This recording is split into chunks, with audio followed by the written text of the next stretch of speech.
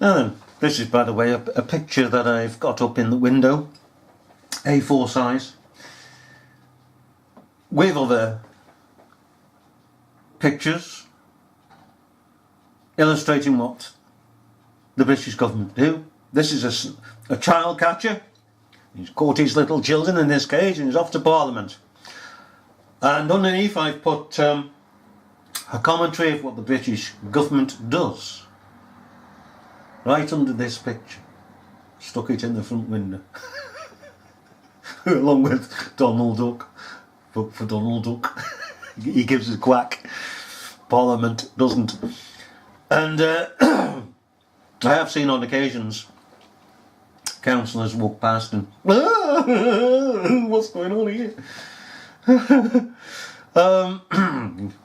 And some of them I know, and some of them that I know won't speak to me anymore. I don't know why. And he has.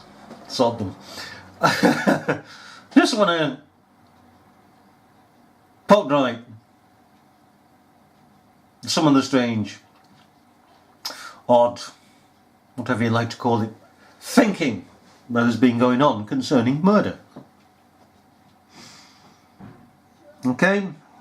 Now the left saying, no, our government shouldn't put to death people, capital punishment. Oh, they have no right. Right, okay. You say government has no right to put people to death. Yeah. Right, okay. Tell me something. Do you drive down the road, main road, at 70, 80 miles an hour?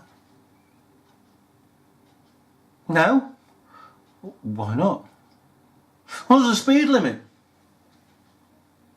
Yeah, and who's brought in the speed limit? The government. So you're saying that on the one hand the government has no right to take the life of another, but the government has a right to put in speeding limits. The government has the right to impose laws for the so-called well-being of society. So where does it get that authority from? He gets it from the people. And as long as the people do not object, the actual law that they create after their own sinful hearts remains on the statute book. And then of course the law that they create, okay, the Act of Parliament, which they refer to as law, then gets altered and altered and altered because man is a fickle being.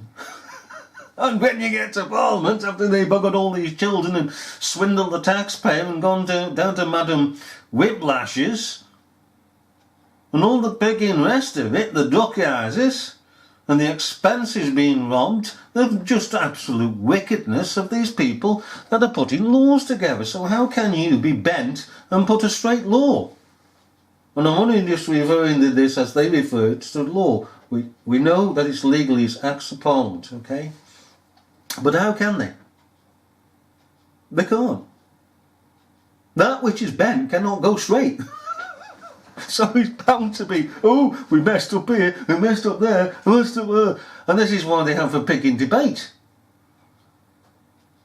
This is the pugilistic system of Parliament. To try and straighten the frigging bent of their own frigging minds that cannot look straight. It only appears to them that they look straight, but then they get these hindrances.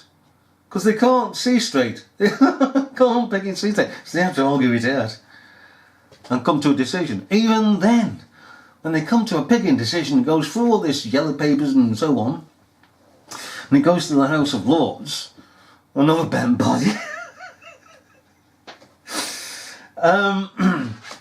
Then it's flawed. Absolutely flawed. Every law that has been passed is flawed. Because man is flawed. Okay? They don't go on the natural law. They refuse to do that. Absolutely refuse that. You know, thou shalt not kill, thou shalt not lie, thou shalt not steal, and so on and so forth. Okay, simple law, natural law, that we all know, women's. Okay, the moral, natural law. Now then, and so it is that the argument of the lefties to say that the government hasn't got the power, well, therefore they've got no power to bring out laws, they've got no power to do anything, buggering nothing. Nobody has. So that argument's gone. So it has the power, according to how the people give them the power and allow them the power, okay, to hang murderers. Oh, but hang on a minute. Hang on a minute. Let me see. Oh yeah, I know.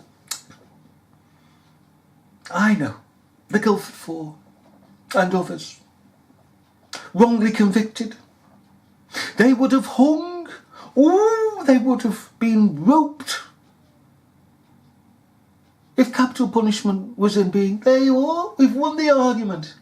Well, you can't actually win the argument, my dear boy, because you're starting out on the wrong side. No argument by the left can withstand the truth that the right brings to it, as long as the right bring truth. You're on the wrong picking side, okay?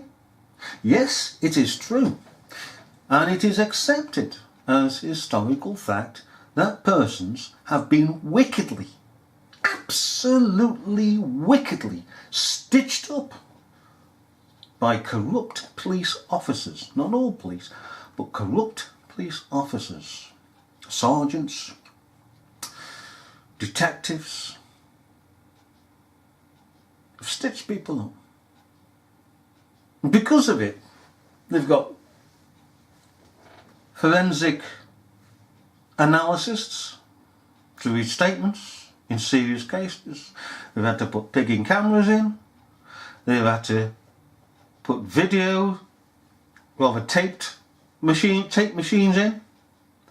They've had to do an awful lot of things in order to prevent a miscarriage of justice. But it still goes on. Fiddling. A bent copper, a bent officer will ultimately get round the pigging system. They'll get round it.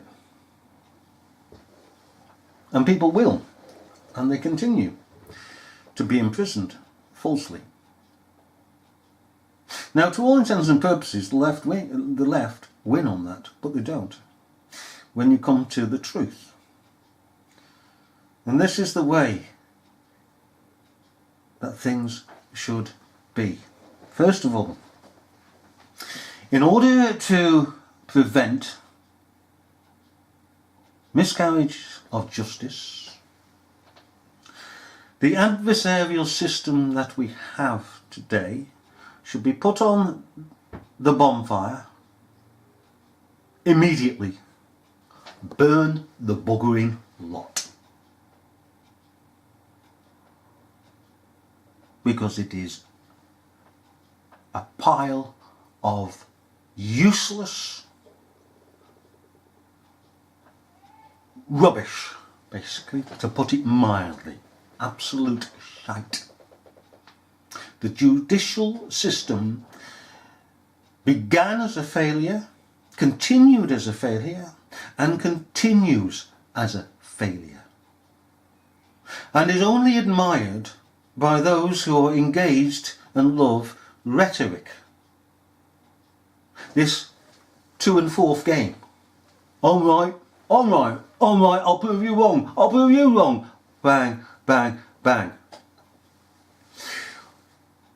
What it should be replaced with, and this is the point, what it should be replaced with is an inquisitorial system where everybody is engaged try and get at the root and the source